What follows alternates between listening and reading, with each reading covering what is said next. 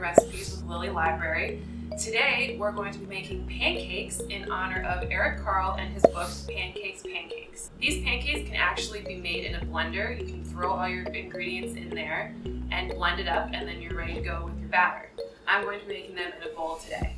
These are a little bit different from your traditional flour pancakes. We're going to be making them with oat flour, which you can make yourself by just grinding up oats in a blender or a food processor. These pancakes can also be made dairy-free by substituting any milk that you like for the dairy milk. These pancakes also are a little bit healthier because they're made with oats instead of flour, and they're also made with applesauce instead of oil. We're going to start by mixing our dry ingredients together in a bowl, or by putting them in your blender. I've already mixed mine together with a whisk. Our dry ingredients include 1 1/4 cup of oat flour, a half a teaspoon of baking powder, and a half a teaspoon of baking soda, a half a teaspoon of cinnamon, and a 1/4 teaspoon of nutmeg, and 1/4 teaspoon of salt. We're going to mix those together in our bowl with a whisk, and then start adding our wet ingredients. This recipe is really nice because it can be easily doubled or tripled depending on the size of the crowd you're cooking for. Whenever I make these, I will always double the recipe, and they actually, once the pancakes are made, they freeze really well. So then in the morning, if you fancy a pancake, you can just grab a couple out of the freezer and pop them in the microwave or a toaster.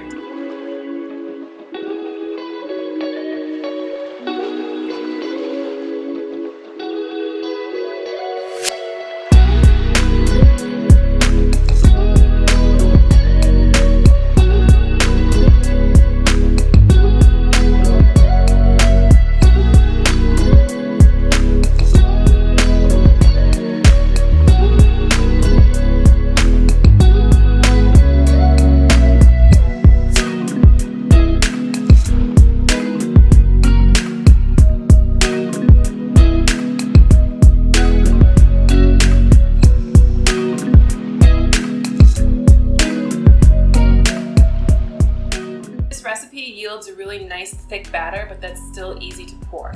For the milk in this recipe, I like to use a vanilla oat milk. It just adds a really nice flavor, and you can't tell the difference between oat milk and dairy milk, in my opinion. And you can also adjust the amount of vanilla extract as well as the amount of cinnamon and nutmeg in the recipe to suit your taste. So if you like more or less, you can adjust it and not have to worry about it changing anything. Once we've mixed all of our ingredients together, the dry and the wet, whether you're doing it in a bowl or a blender, I like to let my batter sit for a few minutes, maybe 5 to 7 minutes, and that allows our leavening agents, which are the baking powder and baking soda, to start to activate. That will make your pancakes a little bit fluffier once you start cooking them. You can cook these pancakes on a griddle or in a pan if you would like. A non-stick surface works best, but you can use whatever you have, and just make sure you spray your surface liberally with cooking spray or use butter.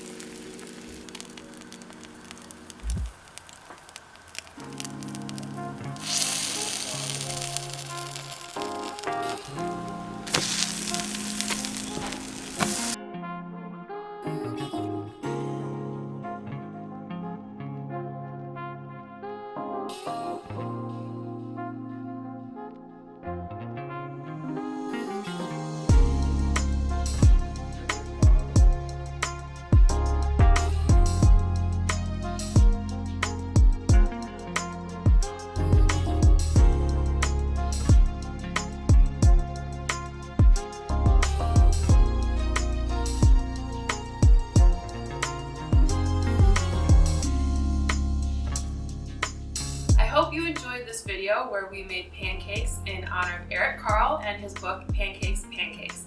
These are super easy to make, especially if you put all your ingredients in the blender and you only have to dirty one dish.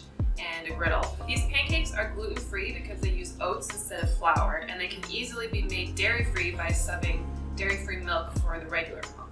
As always, we'll link the recipe in the description of this video. I hope you enjoyed this video and my twist on traditional pancakes. See you next time.